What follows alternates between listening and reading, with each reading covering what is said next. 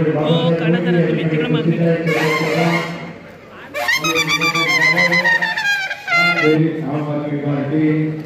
सर्व पक्षाच्या मान्यवरांचा एकत्रित या ठिकाणी कार्यक्रम घेतला जातो. सर्व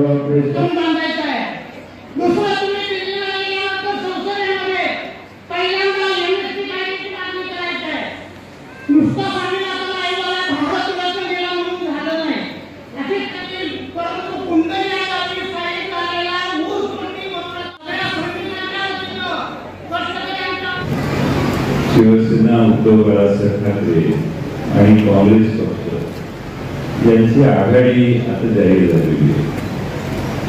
आघाडीचा निर्णय या तिन्ही पक्षाच्या प्रमुख नेत्यांनी मुंबईत बसून जाहीर केलेला आहे शिवालयातून.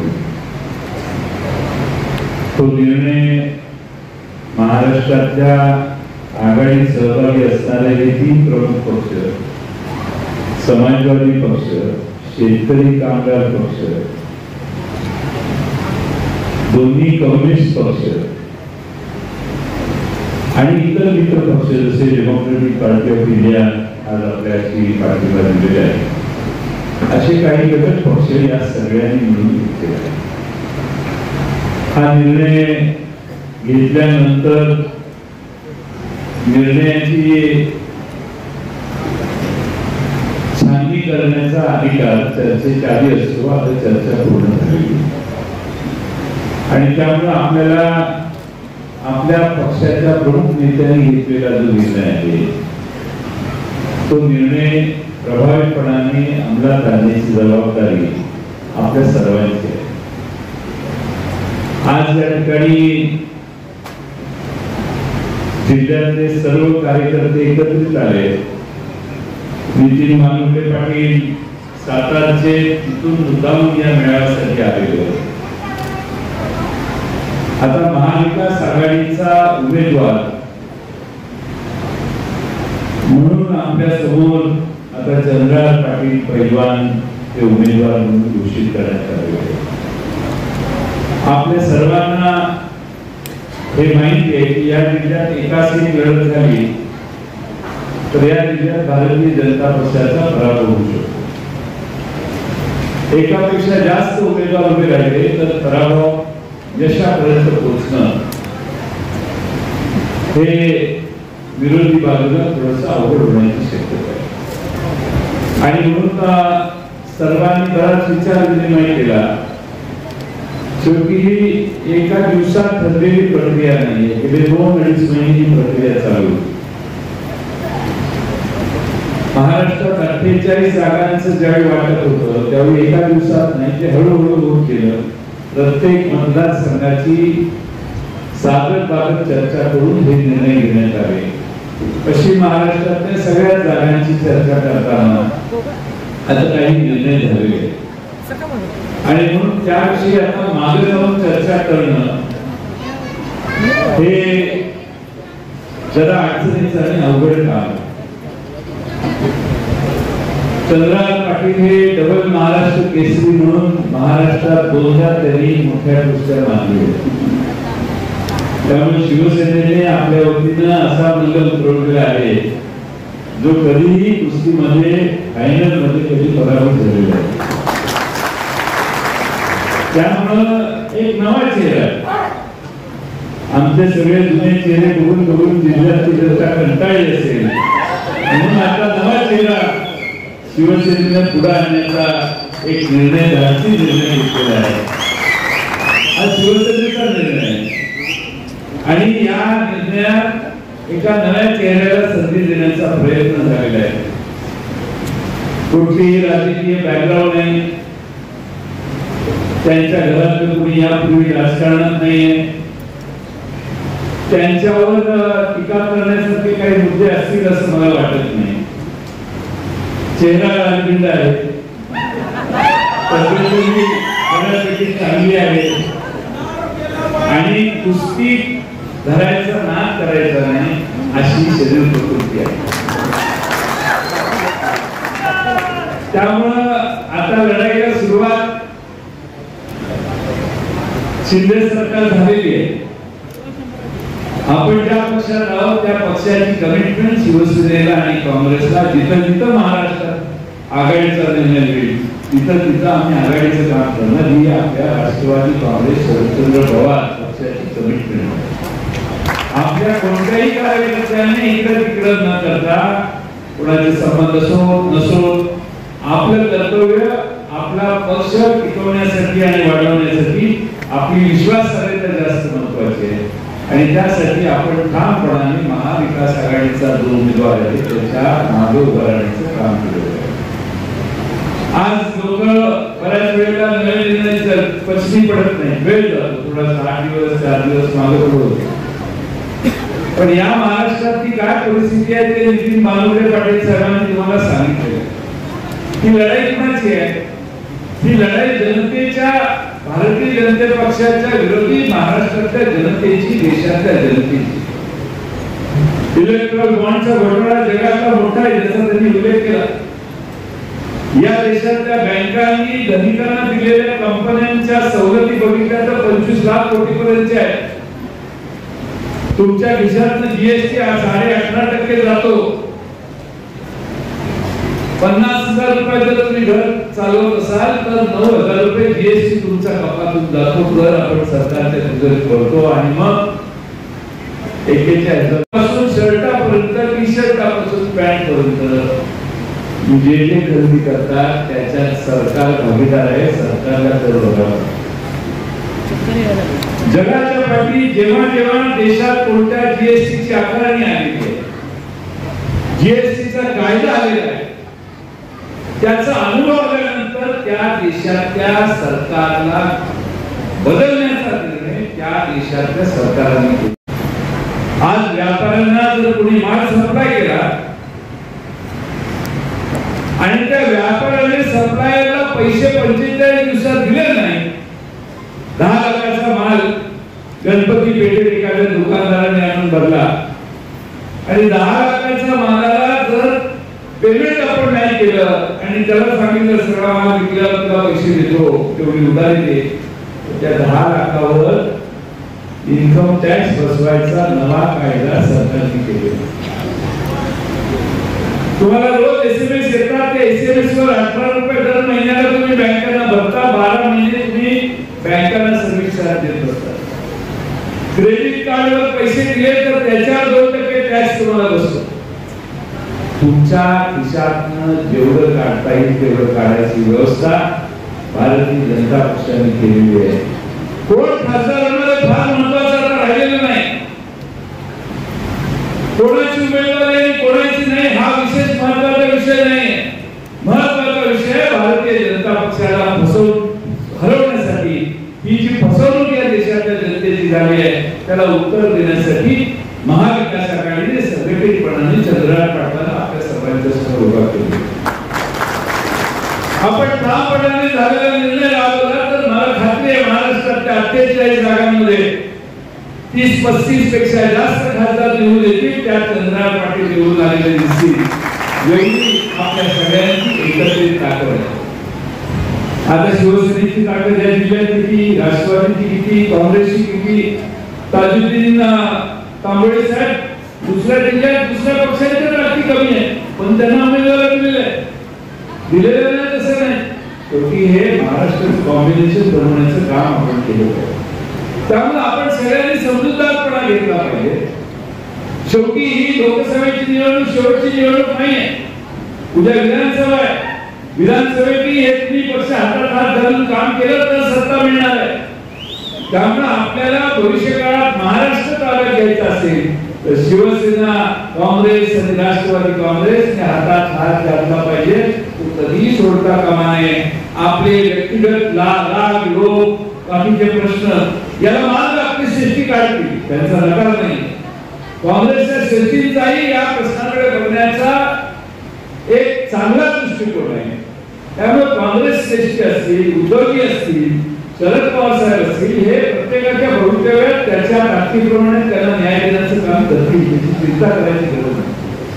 पण ही निवडणूक आता आम्ही लढली नाही तर आम्हाला काही प्रश्न तयार होतील असा बेसमज सरकार करण्याची गरज नाहीये. बरंच काळ असतो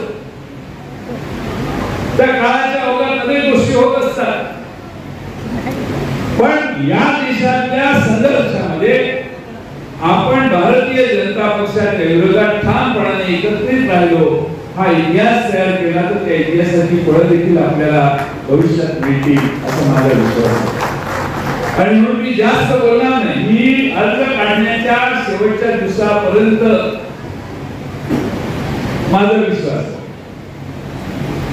अर्ज काढायचा शेवटचा दिवस चंद्रकांत पाटील असतो की नाही, त्या दिवसापर्यंत सगळ्यांशी गोड बोलून विश्वासात घेऊन जेवढं जमेल तेवढंच मार्ग काढण्याचा प्रयत्न कर. राजकारण हे मार्ग काढण्याचा मार्ग आहे. राजकारणात थोडा संयम लागतो, सगळ्यांना विश्वासात घेण्यासाठी प्रक्रिया लागते. त्यामुळं आपण सगळ्यांनी मिळून आपल्या बरोबर आघाडी कशी वाढेल आणि भक्कमपणाने आपण कसा उभा राहू याचा प्रयत्न आपण करूया. आज आपण सगळ्यांनी खरं म्हणजे कामाला सुरुवात करण्यासाठी हा मेळावा बोलवलेला होता. नितीन मानवले पाटील तिकडे का आले तर त्यांना वाटलं की आम्ही सगळे काँग्रेस पासून सगळे आम्ही एकत्रित येऊ आणि आपण कामाला सुरुवात करू. थोडीशी अडचण झालेली आपल्याला त्याची माहिती आहे, त्याच्यावर जास्त बोलण्याची आवश्यकता नाही. पण मला विश्वास आहे की काही गोष्टी पुढच्या 4-6 दिवसात होतील. काँग्रेस पक्ष एक मोठा पक्ष आहे, आपल्याला त्याचाही सन्मान केला पाहिजे. ते एखाद्या प्रश्नात आपले शत्रू लगेच झाले असं समजण्याची कोणी गरज नाही. आपण सगळ्यांना बरोबर घेऊन संयमाने पुढची पावले टाकायचा प्रयत्न करू.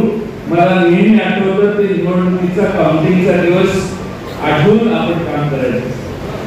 काउंटिंगच्या दिवशी निर्णय आपल्यावरून यायचा असेल तर त्यासाठी ते जे आधी करावं लागतं ते सगळं तांबोळे साहेब करायला पाहिजे. हे तुम्ही आम्ही अनेक वर्षापासून करत आहोत आणि म्हणून कुठल्याही पक्षाबद्दल काही बोलू नका. वेळ अजून गेलेली नाही. हालची काय पाहिजे ते समजावून सांगा. पण एकदा लढाई सुरू झाली आज मागे काढून घेतल्यावर तर मग काय जे काय होईल ते मैदान मोकळं झालं. पण आज संयम सोडू नका. आज संयमाने सगळ्यांशी वागून सगळ्यांना एकत्रित करून काय मार्ग काढता येतो हे बघूया. आमचे जरचे फर्तीकर आले, मनसूर खतीब आले, आमचे सरकार शिंदे सरकार आले, रमेश पाटील आले, आमचे बसवराज पाटील आले, जर बरेच लोक आज उत्सुकतेने आलेले. ते आमच्या पक्षातील जर तालुक्यातले मान्यवर घेतले. आमचे बाकीच्या तासगाव तालुक्यात ताईंच्या बरोबर अनेक कार्यकर्ते आले. कवठे मंडळाचे अनेक कार्यकर्ते आमच्या सगळे वहिनींच्या बरोबर आलेले आहेत. सांगली मिरजेचे नगरसेवक आणि बाकीचे सगळे मान्यवर आहेत. आमचे राष्ट्रवादीचे युवक अध्यक्ष पण विराज नाईक या ठिकाणी आहेत. युवकांच्या पैकी काही लोक आलेले आहेत. हळूहळू चांगल्या पद्धतीने निवडणूक करू. मी कोल्हापूरची अतिशय संघटितपणाने चालू असणारी निवडणूक बघितली. हातकणंगल्याला देखील शिवसेनेचे सत्यजित पाटील विजयी होतील एवढा उत्स्फूर्त प्रतिसाद त्या भागातील लोक त्यांना देत आहेत. आज सातारचा अर्ज नितीन मानवले पाटील साहेबांनी भरून आलो. उत्स्फूर्त म्हणजे रस्ता जिथं दिसेल तिथपर्यंत लोकांची गर्दी होती आणि लोक पवार साहेब पूर्ण भर उन्हात 2.5-3 तास त्या ट्रकवर उभे राहून सगळ्यांना हात करत त्या रॅलीमधून जात होते. हजारो लोक एकत्रित काय येतात कारण लोकांचा राग. या सरकारला बदलायचंय राज्यातल्या आणि देशातल्या ही मानसिकता महाराष्ट्रातल्या जनतेची आता तयार झाली. 2 पक्ष फोडणाऱ्यांना योग्य धडा शिकवला पाहिजे ही लोकांच्या मनातली इच्छा आहे. या राज्यात जो राजकीय व्यभिचार झाला त्याला उत्तर दिलं पाहिजे. त्याच्याशिवाय राज्य पुन्हा रुळावर येत नाही ही मानसिकता महाराष्ट्रातल्या जनतेच्या मनात आहे. आणि म्हणून आपण सगळ्यांनी या जनतेच्या भावना लक्षात घेऊन भूमिका घेतली. आपली भूमिका वेगळी आणि जनतेच्या या भावनांची भूमिका वेगळी असेल तर गल्लत होईल. महाराष्ट्रात जनतेला राज्य आणि केंद्र सरकार बदलायचं असेल तर त्या भूमिका एकत्रित एकसंघपणाने लोकांच्या समोर मांडायचं काम भविष्यकाळात आपण करू. चंद्रकांत पाटील तुम्ही मिरज तालुका झालाय, जत तालुका झालाय, आणखी पुढचे काही तालुके तुमचा दौरा आहे, सगळीकडे तुम्ही फिरा आणि सगळ्यांना विश्वासात घ्या. निवडणूक अर्ज भरण्याचा दिवस तुमचा जो काही निश्चित किती तारीख म्हणजे अर्ज कधी भरला 19 तारखेला अर्ज भरल्यानंतर लगेच 2 दिवसांनी 3 दिवसांना विड्रॉल येतं. तिथपर्यंत आपण तुमचं काम सांगा, तुमच्या पक्षाचं महत्व सांगा. अगदी उद्धवजी ज्यावेळी येते त्यावेळी उद्धवजींचं एक प्रभावी भाषण दिल्लीला स्वतः येऊन त्यांनी केलं. शेवटी काही गोष्टी या लढाई सुरू झाल्यावर काय करायची असते, आधी करायची. त्यामुळं शेवटपर्यंत संधी द्यायची प्रत्येकाला.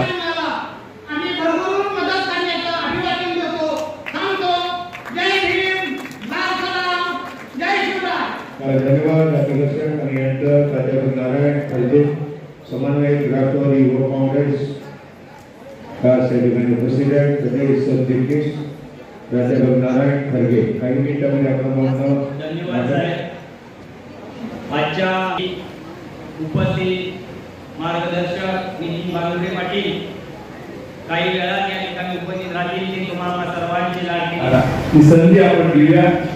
आज तुम्हा सगळ्यांना एकत्रित केले तर तुम्ही आता कामाला लागा. अर्ज काढून घेतल्यावर आपण काम करायचं असं गैरसमज मिळू नका. तुम्हाला काम सुरूच करायचं. काम सुरू करायला आजपासून सुरुवात करा. पण जे आपल्याला येऊ शकले नाही त्यांना समजावण्यासाठी मी हे अर्ज काढण्याच्या पद्धतीचा उल्लेख केला.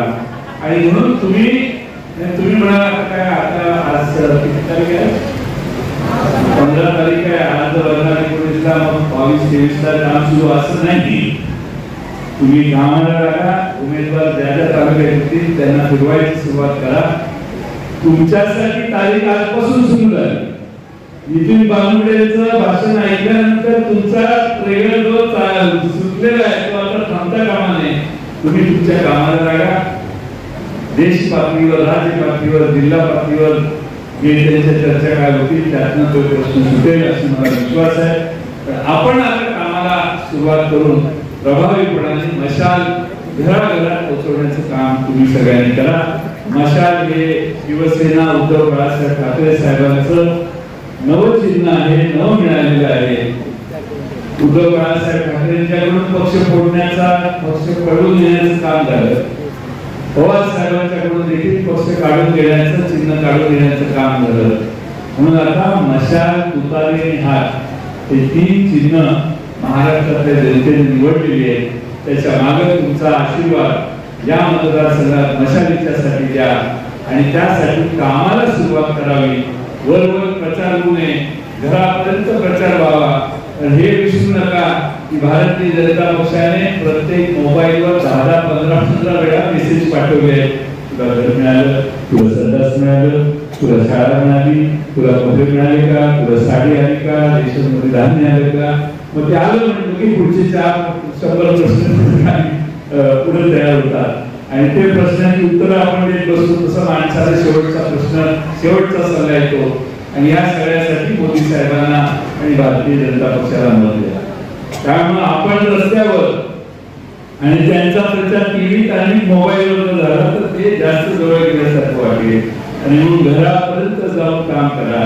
बूथ कमिट्यात काम करणाऱ्या कार्यकर्त्यांना गतिमान करा आणि आपण ठामपणाने मतदारांना बालुरे पाटील साहेबांचं जे भाषण आहे त्याचे मुद्दे समजावून सांगितलं तर माणसं जोरात बटन दाबतील आणि भारतीय जनता पक्षाचा पराभव करतील आणि मशालीला या मतदारसंघात निवडून देतील.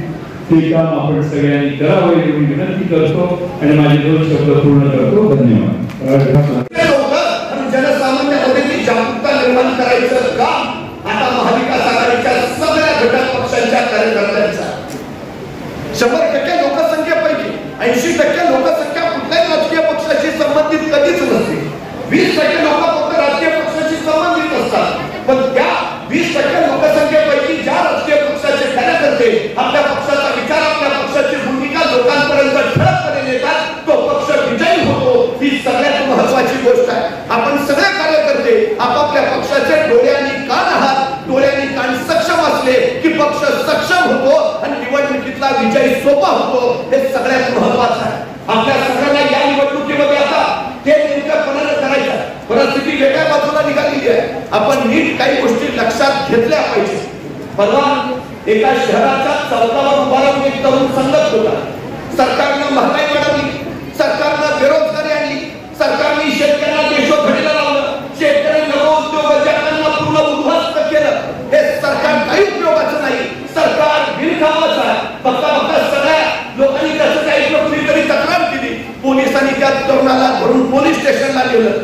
तो तरुण सांगतोय, साहेब केलं तरी काय, माझी चूक काय, तुम्ही मला इथं का आणलंय? तसे इन्स्पेक्टर म्हणले, तू सरकारच्या विरोधात बोलतो, महागाई वाढवली सांगतो, बेरोजगारी आणली सांगतो, हे सरकार बिनकामाचं आहे सांगतो, म्हणून तुला इथं आणलंय. तसा तो तरुण म्हणला, अहो साहेब, मी आपल्या सरकारबद्दल कुठे बोलत होतो, मी पाकिस्तानच्या सरकारचं सांगत होतो. तसा तो इन्स्पेक्टर म्हटला, तू काय आम्हाला मूर्ख समजतो? आम्हाला माहित नाही का कुठल्या सरकारनं महागाई वाढवली, आम्हाला माहित नाही का कुठल्या सरकारने बेरोजगारी आणली, आम्हाला माहित नाही का कुठलं सरकार बिनकामाचं आहे. सर्वसामान्य माणसांपासून प्रशासनाच्या अधिकाऱ्यांपर्यंत लोकांना सगळ्या गोष्टी आता व्यवस्थित कळाव्या ही सगळ्यात मोठी गोष्ट. आज परिस्थिती काय आहे? एकीकडे या उन्हाळ्यामध्ये भीषण पाणी टंचाईनं प्रश्न प्रचंड मोठा बिकट झाला. दुष्काळाच्या झळा सर्वसामान्य शेतकऱ्यांना लागतात. माणसांची जीव आणि पिकाचे जीव कसे वाचवावे हा सगळ्यात मोठा प्रश्न आहे. पण सरकार मात्र फोडाफोडीमध्ये व्यस्त आहे. या ठिकाणची आमची सगळ्यात मोठी दुर्दैवी अवस्था. इंग्रजी देशामध्ये व्यापारी म्हणून आले आणि राज्यकर्ते बनले. फोडाने राज्य करा ही नीती केली राबवली. भाजप फोड्याने दुसरं काही केलं नाही. हे राज्यकर्ते म्हणून आले आणि आता व्यापारी झाले. फोडाने राज्य करा या नीतीनं सगळा कारभार चाललाय. ही सगळ्यात मोठी वस्तुस्थिती आहे. यंत्रणाची घराचाही पूर्णपणे चालली. आपण कधीतरी या सगळ्या गोष्टींचा विचार प्रशांतपणे केला पाहिजे. कधीतरी या सगळ्या गोष्टी बघितल्या पाहिजे. आज शेतकऱ्यांची नेमकी अवस्था काय? साहेब, गेल्या 2 दिवसात म्हणजे अवघ्या 60 दिवसात 427 शेतकऱ्यांनी महाराष्ट्रात आत्महत्या केल्या. 427 आणि गेल्या 10 महिन्यात 2366 शेतकरी आत्महत्या केल्या. ही परिस्थिती आमची. या शेतकरी राज्याला कुणाकडे बघायचं, कुणाकडे पाहायचं? आमची शिवसेनेची शिवसैनिक शेतकऱ्यांच्या बांधापर्यंत पोहोचतायत. राष्ट्रवादीचे कार्यकर्ते पोहोचतायत. पण ते सरकारमध्ये आहे ज्यांनी शेतकऱ्याला मदत करायची ते कुठं आहे? कधीतरी आम्हाला याचा विचार करता आला पाहिजे. अजून पीक विमा 1 रुपयात सांगितलं पण घोषणा झाली, अंमलबजावणी झाली का?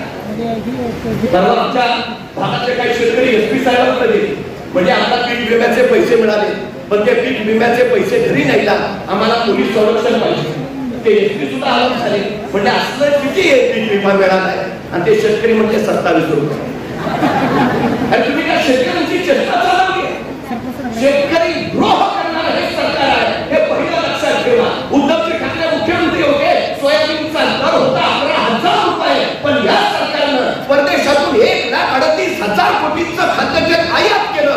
165 लाख टन खाद्यतेल आणलं आणि त्या शेतकऱ्यांचे सोयाबीनचे दर वाढले. कुणाच्या बाजूने हे सरकार? कांदा निर्यातीवर बंदी घातली. पुन्हा 40% निर्यात सुरू केला. भारत जो विश्वासार्ह देश होता, जगभरात कांदा निर्यात करणारा, दुर्दैवानं भारतातल्या शेतकऱ्यांचा कांदा परदेशात गेलाच नाही. इथला शेतकरी देशोधडीला लागला, पण भारताचा कांदा मिळाला नाही. म्हणून पाकिस्तानला सगळ्या जगभर कांदा पुरवला. म्हणजे तुमच्या धोरणामुळे भलं कुणाचं झालं?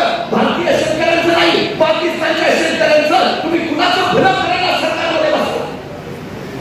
कधीतरी आम्हाला प्रश्न पडला पाहिजे. हा सगळ्यात तरुण देश आम्ही मानतो. 28 वर्ष सरासरी वय आहे या देशात. म्हणजे निम्मी लोकसंख्या 28 वर्षाच्या आणि निम्मी लोकसंख्या 28 वर्षाच्या वर. या देशामध्ये सध्या 42% बेरोजगारी आहे. 18 ते 45 या वयोगटातले 60% लोक बेरोजगार आहेत. नोकऱ्या नाही. बरोबर पोलीस भरती निघाली. जागा होत्या 6,000. अर्ज आले 7 लाख. शासनाच्या तिन्ही विभागाच्या भरत्या निघाल्या. जागा होत्या 23,000. अर्ज आले 35 लाख. काय करायचं या देशातल्या तरुणाईला? शेताला पिकाला हमी भाव नाही. इकडं नोकऱ्या नाही. आत्महत्या करण्याशिवाय पर्याय काय? 10 महिन्यात 2,366 आत्महत्या. रोज 2 तरुण बेरोजगारीवर आत्महत्या करतायत. ही आमच्या महाराष्ट्राची अवस्था आहे. मला प्रश्न पडला काल भाजपाचा साहेब जाहीरनामा प्रकाशित भारताला आत्मनिर्भर करायचं राहू द्या, आधी तुमच्या पक्षाला आत्मनिर्भर करा. 166 उमेदवार 2024 ला भाजपच्या पक्षात घेतलेले आहे. स्वतःचे उमेदवार नाही, आत्मनिर्भर तुम्ही नाही, देश कसे करा? प्रश्न सगळ्यात मोठा. घोषणा फक्त करायची, आश्वासनं फक्त द्यायची. माझा एक मित्र होता, रोज सकाळी ऑफिसला जायचा, दुपारपर्यंत काम करायचा आणि दुपारच्या जेवणाच्या सुट्टीत सगळ्या सहकाऱ्यांबरोबर जेवायला बसायचं. त्या दिवशी सुद्धा सगळ्यांबरोबर जेवायला बसला. डबा उघडला, डबा उघडून बघितला, डब्यात खिचडी. खिचडी आपल्याला अजिबात आवडत नाही, पण करतो काय, खाल्ली निमूटपणे. दुसऱ्या दिवशी परत ऑफिसला, परत दुपारपर्यंत काम केलं, दुपारी परत सगळ्यांबरोबर जेवायला बसला, परत डबा उघडला, डबा उघडून बघितला, परत खिचडी. अरे काय कटकट आहे राव, रोज खिचडी, पण खाल्ली निमूटपणे. तिसऱ्या दिवशी परत ऑफिसला आला, परत दुपारपर्यंत काम केलं, दुपारच्या सुट्टीत परत सगळ्यांबरोबर जेवायला बसला, परत डबा उघडला, परत डब्यात खिचडी. अरे काय वैताग आहे राव, रोज खिचडी खिचडी खिचडी, वैताग आला दिसला. तसा त्याचा शेजारी होता, इतर नंतर करून काय उपयोग आहे? त्यापेक्षा घरी जाऊन तुझ्या बायकोला सांग, बाई किंवा मला खिचडी आवडत नाही, दुसरं काहीतरी बनवून दे. तिथं बोलून काय उपयोग? तसा तो करून म्हणला, गे मग माझं अजून लग्न झालं, त्यामुळे मला बायको नाही, कारण माझा स्वयंपाक मीच बनवतो आणि मला खिचडी शिवाय दुसरं काय बनवता येत नाही. म्हणजे खिचडी बनवली तुम्ही, परत खिचडी आपल्याला अजिबात आवडत. अरे गेली कुणी, गेल्या 10 वर्षात महागाई कुणी बनवली गेली, आणि आता जाहीर करण्यात काय, महागाई आपल्याला अजिबात आवडत.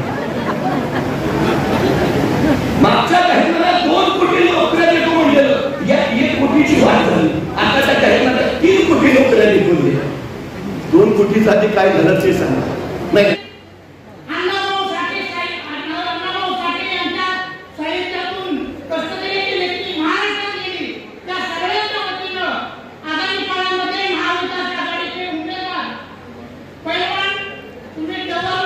राज्यघटना धोक्यात आहे, संविधान सुरक्षित आहे, आम्हाला उभा राहावं लागेल ते त्यासाठी उभा राहावेल, हे पहिलं लक्षात घ्या. खरं तर शिवसेनेनं काय सर्वसामान्य माणसाला संधी दिली, सर्वसामान्य माणसाचं नेतृत्व उभा केलंय, कारण त्याला सर्वसामान्यांचे प्रश्न आणि समस्या माहिती असतात आणि त्याची उत्तरं सुद्धा त्याला ठाऊक असतात. म्हणूनच या सांगली लोकसभा मतदारसंघासाठी शिवसेनेनं चंद्रहार पाटील सारख्या मातीत कुस्ती खेळणाऱ्या शेतकऱ्याच्या पोराला लोकसभेचा उमेदवार म्हणून आपल्याकडे उभा केला. सांगली जिल्हा हा क्रांतीचा जिल्हा आहे आणि मशाल ही सुद्धा क्रांतीचं चिन्ह आहे. क्रांतीच्या जिल्ह्यात क्रांतीची मशाल घेऊन चंद्रहार पाटील उभा आहे आणि सगळ्यात महत्वाचं, तुतारी ही विजयाच्या वेळीच वाजवली जाते. त्यामुळे क्रांतीची मशाल, विजयाची तुतारी हे सगळे सोबत आहेत. पण एक गोष्ट आपण लक्षात घ्या, गेले काही दिवस सांगली जिल्ह्यात थोडासा एक संभ्रम निर्माण केला, लोकांच्या मध्ये शंका निर्माण केल्या जातात. आपण एक गोष्ट प्रामुख्याने लक्षात ठेवली पाहिजे, ही लोकसभेची निवडणूक पुन्हा एका व्यक्तीला खासदार करायची निवडणूक नाही.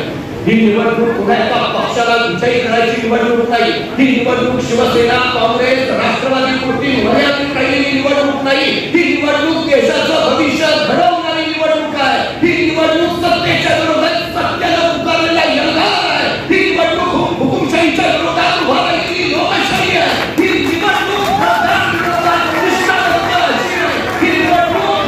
डॉक्टर बाबासाहेब आंबेडकरांनी लिहिलेलं भारताचं संविधान काळजात ठेवणारी जनता विरोधात भाजपाचं संविधान उभारणाऱ्या लोकांच्या विरोधात आम्हाला नीट विचार करायला. या महाराष्ट्राची माती पराक्रमाची आहे.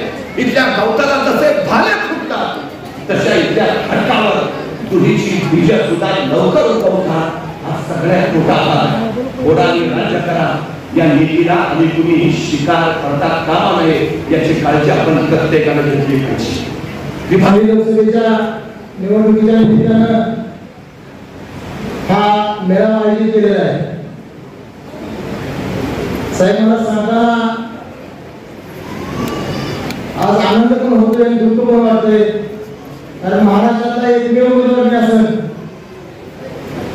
की ज्याची उमेदवारी 1 नाही 2 नाही तर 4 वेळा उमेदवारीची घोषणा होऊन सुद्धा महाविकास आघाडीतील काही घटक पक्ष अजून आमच्यापासून लांब आहे. सुरुवातीला शिवसेना पक्षामध्ये प्रवेश करत असताना मातोश्रीवर ज्यावेळी मी पक्षप्रवेशासाठी गेलो त्यावेळी साधारण उद्धव साहेबांनी माझ्या उमेदवारीची घोषणा केली. दुसऱ्यांदा मिरज शहरामध्ये उद्धव साहेबांची जी विराट सभा झाली तिथं दुसऱ्यांदा उमेदवारीची घोषणा झाली. तिसऱ्यांदा शिवसेना पक्षाच्या वतीने जी उमेदवारीची घोषणा होती अधिकृत शिवसेना पक्षाकडून पत्राद्वारे माझ्या उमेदवारीची घोषणा झाली. चौथ्यांदा महाविकास आघाडीची उमेदवारीची यादी बाहेर निघाली. त्या यादीमध्ये माझं नाव घेऊन सांगली लोकसभेचा अधिकृत उमेदवार महाविकास आघाडीचा म्हणून माझ्या उमेदवारीची घोषणा झाली. पण एका उमेदवाराची 4 वेळा उमेदवाराची घोषणा होऊन सुद्धा अजून आपले मित्र पक्ष आपल्यापासून लांब आहे. नेमकं दुखणं काय माझ्या लक्षात आजपर्यंत आलेलं नाही. एका शेतकऱ्याचा मुलगा खासदार होतो ही तुमचं दुखणं आहे का शिवसेना पक्षाची ताकद इथे नाही म्हणून हे दुखणं तुमचं आहे. महाविकास आघाडी ही काही सांगली जिल्ह्यापुरती नाही. महाविकास आघाडी ही संपूर्ण महाराष्ट्रात आणि इंडिया आघाडी पूर्ण देशात काम करते. त्यामुळे नेमकं मला अजून नेमकं काय दुखणं आहे नेमकं लक्षात आलेलं नाही. पण ज्यावेळेस साहेब आज कोल्हापूर जिल्ह्यातील हातकणंगले मतदारसंघ असेल कोल्हापूर असेल आज सातारचा महाविकास आघाडी उमेदवाराला अर्ज भरला तर तिथल्या महिलांचे व्हिडिओ जे आहेत बघतो फोटो जे आहेत बघतो त्यावेळेस खरं मला शेतकऱ्याचा मुलगा एक उमेदवार म्हणून माझ्या मला खूप वेदना होता. कारण आपल्या शेजारच्या मतदारसंघामध्ये इकडे सोलापूर असेल इकडे कोल्हापूर हातकणंगले असेल महाविकास आघाडीचे जे मिळाले फुटेज आपण बघतो व्हिडिओच्या माध्यमातून सर्वजण एकत्रितपणे महाविकास आघाडीचे नेते उपस्थित असतात आणि तिथल्या महाविकास आघाडीच्या उमेदवाराच्या पाठीशी किशोर ठाम करून असतात. ते बघितल्यानंतर माझ्या मनाला अतिशय दुःख वाटतं. कारण गेले अनेक दिवस झाले आपण बघताय तुम्ही सामाजिक उपक्रमाच्या माध्यमातून मी ज्या ज्या गोष्टी केल्या त्या मला वाटते सर्व महाविकास आघाडी प्रमुख नेत्यांनी असेल उद्धव साहेबांनी असेल त्याचा खरं त्याची पोचपावती मला मिळाली. जी गोष्ट केली आजपर्यंत ती सांगली जिल्ह्यासाठी केली. सांगली जिल्ह्याचं नाव मोठं व्हावं त्या दृष्टीनं काही पाठीमाग नसताना मी त्या गोष्टी करण्यात यशस्वी झालो. मग त्यामध्ये माझ्या कुस्तीतली कारकिर्दी असेल 28 वर्षानंतर मी या सांगली जिल्ह्याला महाराष्ट्र केसरीची गदा मिळवून दिली. 35 वर्षानंतर महाराष्ट्रामध्ये सांगली जिल्ह्याला डबल महाराष्ट्र केसरी गदा मिळवून दिली. गोवंश संवर्धन झालं पाहिजे म्हणून भारतातील सगळ्यात मोठी बैलगाडी स्पर्धा सांगली जिल्ह्यात घेतली. जय हिंद महाराष्ट्र यात्रा आर्मीसाठी तुम्ही त्याचं रद्द करावं हा उपक्रम कुणाच्याही डोक्यात आलेला हा सांगली जिल्ह्याच्या वतीने मी पूर्ण करण्याचा प्रयत्न केला. भारतातील सगळ्यात मोठी तालीम उभा करण्याचं काम सांगली जिल्ह्यात चालू आहे. दुसरी बैलगाडी असेल घोडागाडी असेल पशुसंवर्धन झालं पाहिजे म्हणून परत भारतातील सर्वात मोठी बैलगाडी घोडागाडी स्पर्धा सांगली जिल्ह्यामध्ये घेतली. आता ह्याच्यापेक्षा जास्त मी काय केलं पाहिजे सामाजिक क्षेत्रामध्ये की ज्याला तुम्ही मला आज उमेदवार म्हणून तुम्ही मला त्याला एक समजताल. आज सामाजिक क्षेत्रामध्ये काम करत असताना प्रत्येक ठिकाणी आज मगाशी पण ऐकलं की उमेदवार नव्हता आहे पण मी सर्वांना माहितीच असेल वयाच्या 22व्या वर्षी माझं मला पहिलं मतदान करून समोर 30 वर्ष उमेदवार निवडून येणाऱ्या उमेदवाराला अवघ्या 10 मतांनी पराभूत केले. त्यामुळे राजकारण माझ्यासाठी नवीन आहे. आम्ही सर्वांच्या माध्यमातून आज एक शेवटचं वाक्य सांगतो बोलतो सर्वांकडे. आज खरं तर माझ्या उमेदवारासाठी तुम्हाला अडचण वाटत असेल त्रास वाटत असेल तर आज सर्व कॅमेऱ्याच्या पुढे सर्वांच्या पुढे मी आज जाहीर माघार घ्यायची तयारी आहे माझी. फक्त आपल्या मित्र पक्षाने एवढं जाहीर करावं की शेतकऱ्याचा पोरगा खासदार म्हणून उमेदवार म्हणून चालणार नाही. तुझ्या पाठीमागे कुठला कारखाना नाही. तुझा बाप आमदार नव्हता खासदार नव्हता तुझा बाप मुख्यमंत्री नव्हता किंवा तुझा आजोबा मुख्यमंत्री नव्हता म्हणून तुला आज उमेदवारी देत नाही. माझी जाहीर माघार घ्यायची तयारी आहे की काँग्रेस पक्षाने नाही करावं. काँग्रेस पक्षाने एवढं जाहीर करावं की शेतकऱ्याला पोराला आम्हाला उमेदवारी द्यायची नाही.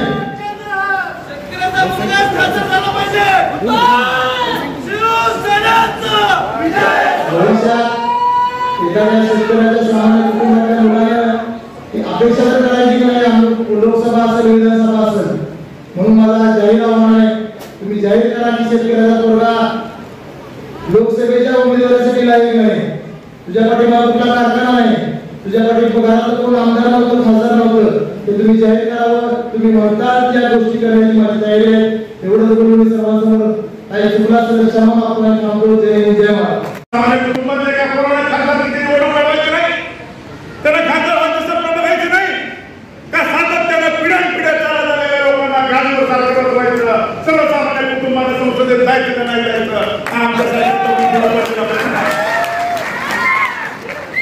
खूप वेळा सांगतोय मी बोलणार नाही मी त्यांची दिलगिरी व्यक्त करेन कारण बापूंनी मला सांगितलं आपली नवविकतची जबाबदारी जरा नंतर घ्या आपल्या पाठीच्या कानावर आलाय त्यामुळे थोडंसं बोलायला भाग पडते जाहीर माध्यमात ती बोलतात हिरवाई बोलत असेल तर गोष्ट वेगळी पण जाहीर माध्यमात 100 कोटीची तोडपाणी नुरा कुस्ती चालू आहे आणि ह्यो पहिला नुरा कुस्ती आहे का ह्यो पहिला 2 महाराष्ट्र केसरी झालाय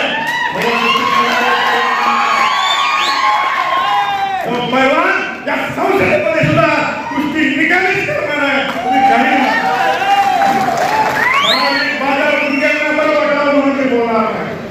परंतु काही लोक सातत्याने शिवसेनेमध्ये वाटतात अरे तुम्ही शत्रू कोण ठरवा ना आपला शत्रू जर भारतीय जनता पार्टी असेल तर रोज उठून या ठिकाणी शिवसेना असली शिवसेना नसली शिवसेना असली शिवसेनेची काय नाही ग्रामपंचायत सदस्य आहे का जिल्हा परिषद सदस्य आहे का आमदार आहे का हे आहे का ते आहे का अरे आमचं काय आहे तरी महाराष्ट्रात खासदार आहेत आणि तुमचं सगळं आहे